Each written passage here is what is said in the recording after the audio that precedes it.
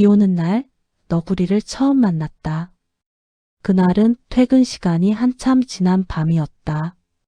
비는 얇지만 끈질기게 내리고 있었고 가로등 불빛 아래 빗줄기는 실처럼 늘어져 있었다.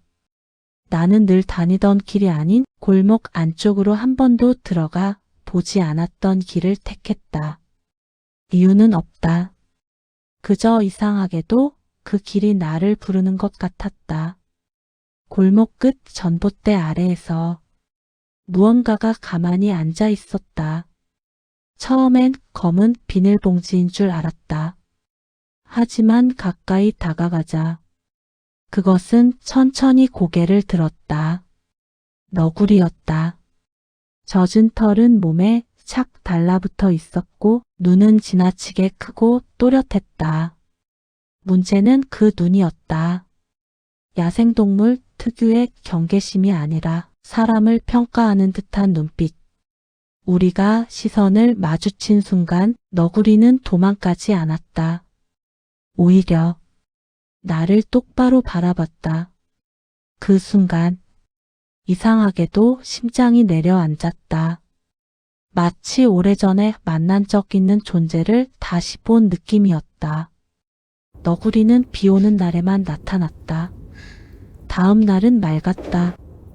골목엔 아무것도 없었다. 하지만 이틀 뒤 다시 비가 왔다. 같은 시간, 같은 골목, 그리고 같은 자리. 너구리는 전봇대 아래에 어제와 똑같은 자세로 앉아 있었다. 나는 주변 사람들에게 물어봤다. 여기 너구리 자주 나와요? 다들 고개를 저었다. 여긴 그런 동물 안 나와요. 개도 잘 안 다녀요. 이상했다. 분명히 보고 있는데 나만 보는 느낌? 그날 너구리는 처음으로 움직였다. 아주 천천히 비를 밟으며 내 쪽으로 다가왔다. 그리고 내 발 앞에서 멈췄다. 너무 가까워서 너구리의 숨결이 느껴졌다. 그때 처음으로 그 냄새를 맡았다. 비 냄새가 아니라 오래된 방, 젖은 이불 냄새. 너구리는 내 이름을 불렀다. 분명히 내 이름이었다.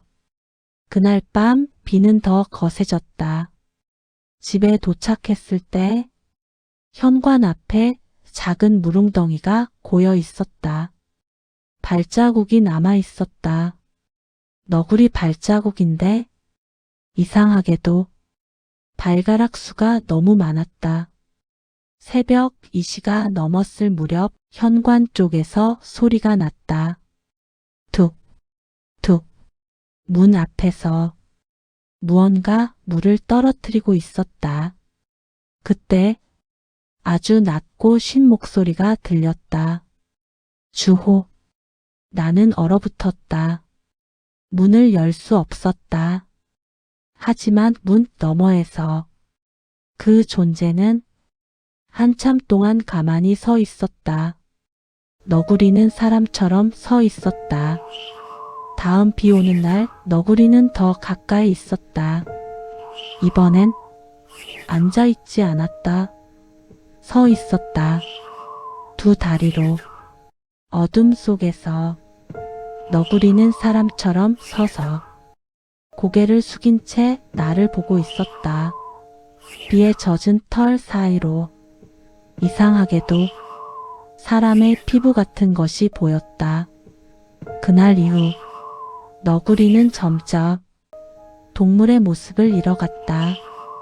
눈은 사람처럼 초점을 맞췄고 움직임은 너무 자연스러웠다. 그리고 항상 집 쪽을 바라봤다. 장마철에 사라진 사람. 나는 동네를 알아보기 시작했다. 오래된 연립주택. 관리인에게 들은 이야기. 몇 년 전 장마철마다 밤늦게 귀가하던 남자가 어느 비 오는 날 집 앞에서 사라졌다고 했다. 사진을 봤을 때 숨이 막혔다. 눈이었다. 그 눈이 너구리의 눈과 너무 닮아 있었다. 너구리는 집에 들어오려 했다. 폭우가 쏟아지던 밤 현관 문고리가 천천히 돌아갔다. 잠겨 있었지만 문 아래로 물이 스며들었다. 그 물 위에 선명한 손자국이 찍혔다. 문 너머에서 그 목소리가 다시 들렸다. 춥다. 문 좀 열어줘. 나는 울음을 삼켰다. 그 목소리는 더 이상 짐승이 아니었다. 비가 그치면 기억은 흐려진다. 아침이 되자 모든 게 꿈처럼 느껴졌다. 비는 그쳤고 현관 앞엔 아무것도 없었다. 하지만 휴대폰을 켜자 사진 한 장이 남아 있었다. 비 오는 밤 문 앞에 서 있는 존재. 너구리가 아니었다. 비에 젖은 사람이었다. 오늘도 비가 온다 완결. 이제 나는 안다. 그 너구리는 비 오는 날마다 집에 들어가지 못한 사람이다.